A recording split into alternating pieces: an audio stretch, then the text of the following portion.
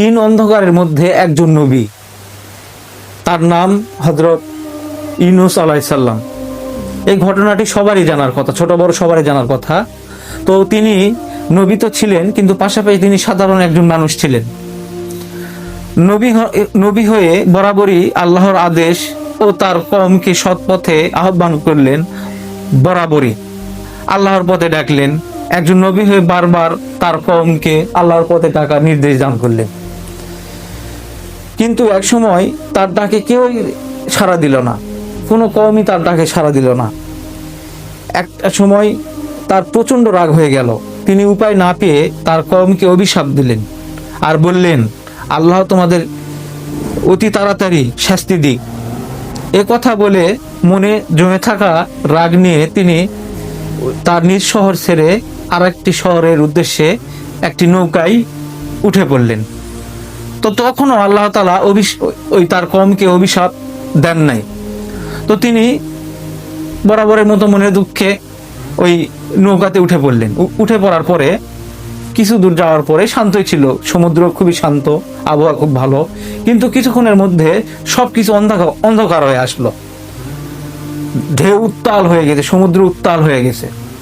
তো এখন সবাই আল্লাহ আল্লাহ করছে, সবাই মানে যে যা ধর্মে ছিল তার সে প্রভুকে ডাকছে। তো ইতিমধ্যেই যে ওই নৌকার যে নাবিক বা নৌকার যে মাঝি, তিনি বলে উঠলেন যে তোমাদের মধ্যে এমন কে আছে যার কারণে এরকম হচ্ছে। তখন লটারি করা হলো, 3বার লটারি করা হলো, 1বার 2বার 3বার। এই 3বার লটারি করার মাধ্যমে এই 3বারের বারই হযরত ইউনূস আলাইহিস সালামের নাম উঠে আসলো। তিনি বুঝতে পারলেন যে আমার আল্লাহ তাআলা আমার উপর রাগ করেছেন। তিনি সঙ্গে সঙ্গে দেরি না করে তিনি ওই সমুদ্রে ঝাঁপ দিলেন।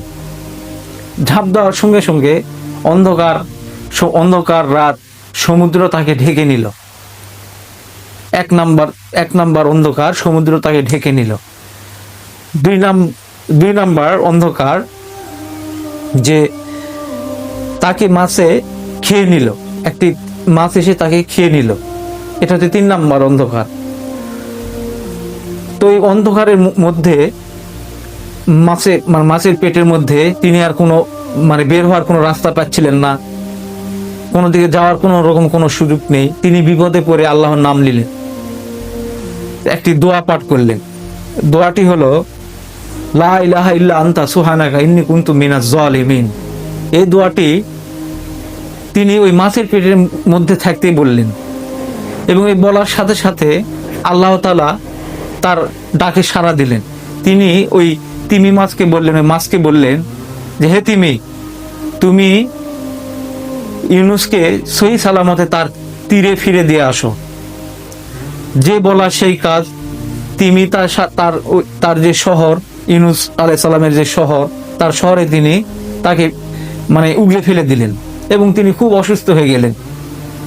সঙ্গে সঙ্গে আল্লাহ তাআলার একটা বাণী আসলো যে, হে ইউনূস, আমি তোমার কওমকে ক্ষমা করে দিয়েছি এবং তোমাকেও আমি ক্ষমা করে দিয়েছি।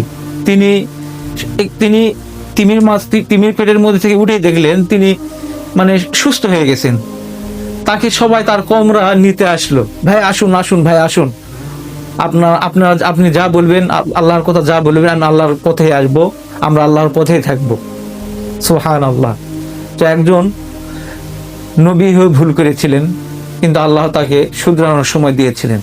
আসুন, আমাদের যত ভুল আছে আমরা আল্লাহর কাছে ক্ষমা চেয়ে সেই ভুলগুলো শুধরানোর ব্যবস্থা করি। আর যদি ভিডিওটি ভালো লেগে থাকে, আমি নতুন ভিডিও করছি, যদি শেয়ার করার মতো শেয়ার করা যায়, শেয়ার করবেন। আসসালামু আলাইকুম।